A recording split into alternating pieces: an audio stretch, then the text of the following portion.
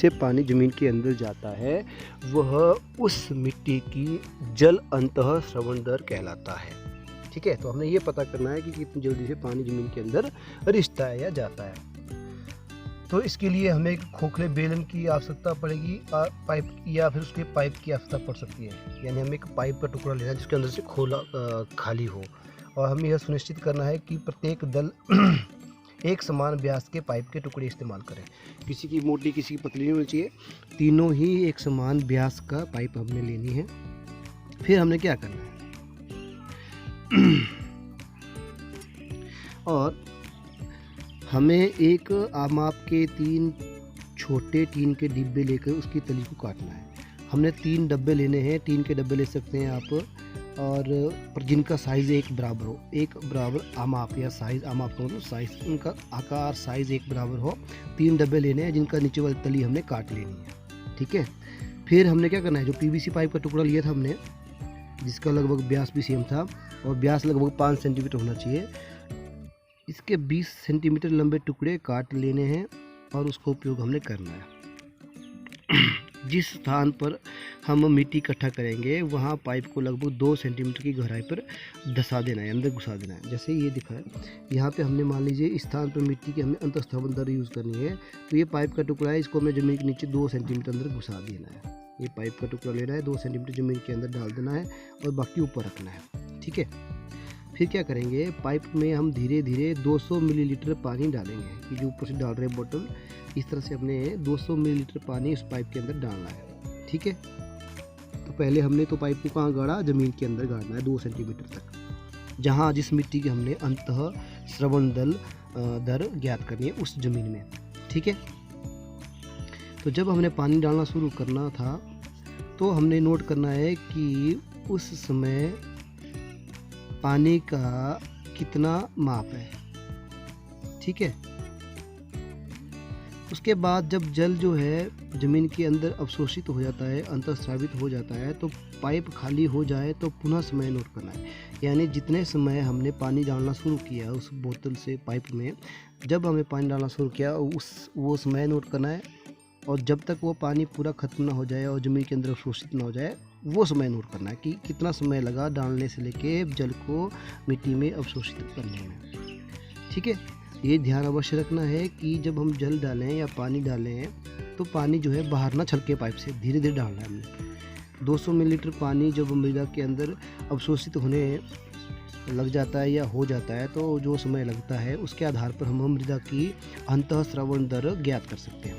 उसका फार्मूला क्या रहेगा, उस मृदा का जल का अवशोषित करने की अंतःस्रावण दर का फार्मूला रहेगा, अंतःस्रावण दर ये होगी आपकी मिलीलीटर पर मिनट। एक मिनट में कितना मिलीलीटर पानी अंतःस्रावण होता है, तो ये आएगा अंतःस्रावण दर इज इक्वल टू जल की मात्रा बटा अंतःस्रावण अवधि, यानी कितना जल अवशोषित हुआ भाग कितने समय लिया। ठीक है, तो ये आ जाएगी अंतःस्रावण दर। फॉर एग्जांपल अंतःस्रावण दर हमने ज्ञात करनी है तो 200 मिलीलीटर पानी लिया। ठीक है, तो आ जाएगा जल की मात्रा होगी 200 मिलीलीटर, भाग हो गया मान लो 30 सेकंड। अंतःस्रावण अवधि यानी समय कितना लिया उसने, हो गया 30 सेकंड। तो 30 सेकंड को अगर मिनट में करना है तो हो जाएगा 0.5 मिनट्स, हमने मिनट में लेना है। ठीक है, तो एग्जांपल दे रहा हूँ। एक और एग्जांपल देखिए नीचे दिया इन्होंने किताब में। मान लीजिए कि नमूने में 200 ml पानी लिया और उसको 20 मिनट लगे, तो अंतःस्रावण दर क्या आएगी, 200/20। अंतःस्रावण दर आएगी 200 ml बटा 200 मिनट। तो ये आपको पता है, भाग करना, 0 से 0 कट जाएगी और 2 1 जा 2 10 2 जा 20, तो आ जाएगा आपका 10 मिलीलीटर पर मिनट। कितना आ जाएगा, 10 मिलीलीटर पर मिनट। तो ये फार्मूला है किसी भी मिट्टी की अंतःस्रावण दर ज्ञात करने का। मैं उम्मीद करता हूँ आपको ये समझ आएगा। तो पहला गुण है मिट्टी का अंतःस्रावण दर, कि जल कितने अंतःस्रावण दर है, जल को अवशोषित करने की उस मिट्टी की क्षमता कितनी है, ये आपको अच्छी तरह से समझ आ गया होगा। तो विभिन्न प्रकार की जो मिट्टियाँ, जैसे मैंने आपको बताया, बलुई मिट्टी, मृणमय मिट्टी, ध्रुवीय मिट्टी, सबकी अलग अलग अंतःस्रावण दर होती है। सब मिट्टी की जल अवशोषित करने की क्षमता अलग अलग होती है। जो अब पढ़ते हैं हम मृदा में नमी। ठीक है, मृदा में नमी मतलब मॉइस्चर इन सॉइल, मृदा में कितना मॉइस्चर, कितनी नमी है वो है। तो कभी आप ग्रीष्मकाल में किसी गर्म दिन की दोपहर में किसी खेत अथवा खुले मैदान से होकर गुजरे तो होंगे ही, ठीक है। आप गर्मियों में जब अत्यधिक गर्मी हो तो आप अपनी दोपहर के समय किसी मैदान, किसी खेत से जो खुला हो वहाँ से गुजरे होंगे। आपने देखा होगा ज़मीन के ऊपर की वायु कम दीप्त हो रही है, अर्थात ऐसा दिखता है जैसे गर्म वायु उसके ऊपर उड़ रही है। आपको दूर से देखने में ऐसा लगता है कि मान लो किसी स्थान पर जो है हवा उड़ रही है, ऊपर को उठ रही है, धुंधला धुंधला दिखता है ना दूर से ज़मीन की जस्ट आपको 2 फुट ऊपर। तो वो क्या होता है, जैसे आग के अलाव के उठती है, जैसे ना आग लगता है तो धुआं गर्म हवा ऊपर उठती है, हमें धुंधला धुंधला दिखता है ना, तो सिमिलरली वैसे हमें दूर से दिखेगा। तो इससे क्या पता लगता है हमें, इस काम में इसके लिए भी हम एक्सपेरिमेंट कर सकते हैं कि हमें पता लगाना है कि इससे क्या सिद्ध होता है। तो इसके लिए हमें एक एक्सपेरिमेंट कर सकते हैं, ठीक है। वैसे जब गर्मी के दिनों में जो मैं आपको बता रहा हूँ, ऊपर जल की मात्रा ज़मीन से ऊपर उठती है, धुंधला धुंधला जैसा लगता है ना, वह बेसिकली मृदा में से जल का वाष्पन होता है। यानी मृदा में जो जल होता है ना, मॉइस्चर होता है, धूप की गर्मी के कारण वो क्या होता है, ऊपर की ओर उठता है और वो हमें धुंधला धुंधला दिखाई देता है कि कुछ उठ रहा है ज़मीन से। दैट इज़ मॉइस्चर, या क्या होता है वो होता है हमारा जल, भाप बनकर ऊपर उठता है। तो इस प्रकार जो है सूर्य के प्रकाश के परावर्तन के कारण मृदा की ऊपर की वायु क्या होती है, कम दीप्त प्रतीत होती है। यानी सूर्य के प्रकाश होता है, उसका परावर्तन होता है ज़मीन से, और ऊपर की वायु हमें क्या होती है, कम प्रदीप्त होती है। कम मतलब कम कामती हुई दीप्त प्रतीत होती है, ठीक है। तो इसको हम एक एक्सपेरिमेंट के कारण द्वारा भी कर सकते हैं। जैसे एक कोथनली लेंगे हम, इसमें 2 चम्मच हम मिट्टी मिलाएंगे, कुछ समय तक किसी लौ पर गर्म करेंगे, ठीक है, जैसे चित्र में दिखाया हुआ है। हमने क्या किया है, यहाँ पे एक टेस्ट ट्यूब ली है कोथनली, ठीक है, इसके अंदर थोड़ी सी मिट्टी डाली है, फिर हम इसको बर्नर की सहायता से या मोमबत्ती की सहायता से गर्म कर रहे हैं। तो हम क्या देखेंगे, ऊपर जो है इस टेस्ट ट्यूब या कोथनली की साइड में जल की बूंदें इकट्ठी हो जाती हैं। ये कहाँ से आई, जब आपने मिट्टी में तो पानी मिलाया नहीं। इसका मतलब होता है कि मिट्टी के नमूने के अंदर क्या था, पानी मिला हुआ होता है, यानी मॉइस्चर होता है, नमी होती है। तो इससे सिद्ध कर सकते हैं हम कि मिट्टी के अंदर क्या होती है, हमेशा नमी रहती है। तो गर्म करने पर यह नमी ऊपर की ओर उठती है, और प्रकाश के परावर्तन के कारण ही यही नमी हमें क्या होती है, कंप दीप्त प्रतीत होती है। ठीक हो गया। तो मृदा में नमी, ये भी आपको समझ आ गया होगा। उसके बाद है मृदा द्वारा जल का अवशोषण। अब मृदा द्वारा जल का अवशोषण कितना होता है, तो ये भी हमें पता है कि मृदा जो है जल अवशोषित करती है। हमने पहला पढ़ा मृदा के अंतःस्रवण दर, जल अंतःस्रवण दर क्या होती है। उसके बाद पढ़ना हमने मृदा के जल की अवशोषण होता कितना है, ठीक है।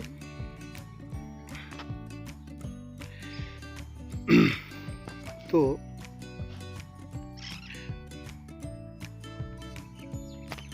इसके लिए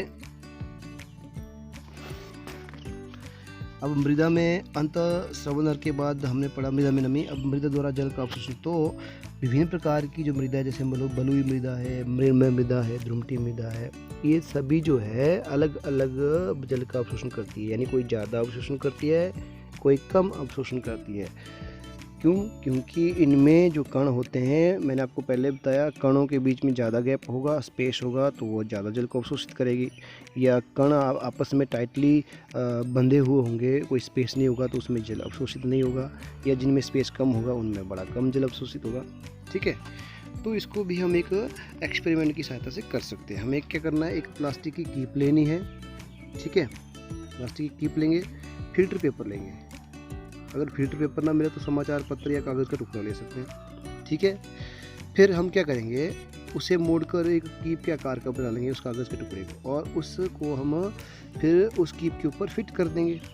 हम क्या करेंगे, फिर मिट्टी के 50 ग्राम पाउडर जैसा बनाकर, या मिट्टी हम शुष्क मिट्टी, साफ मिट्टी, सूखी मिट्टी 50 ग्राम तोल कर ले लेंगे, ठीक है।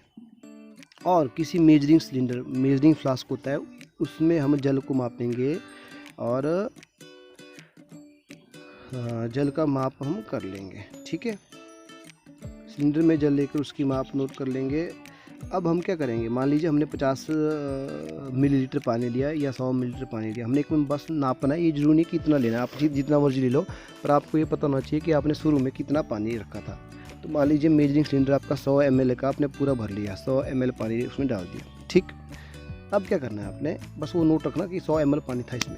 हमने इस पानी की बूंद बूंद करके कीप में रखी मिट्टी में डालना है।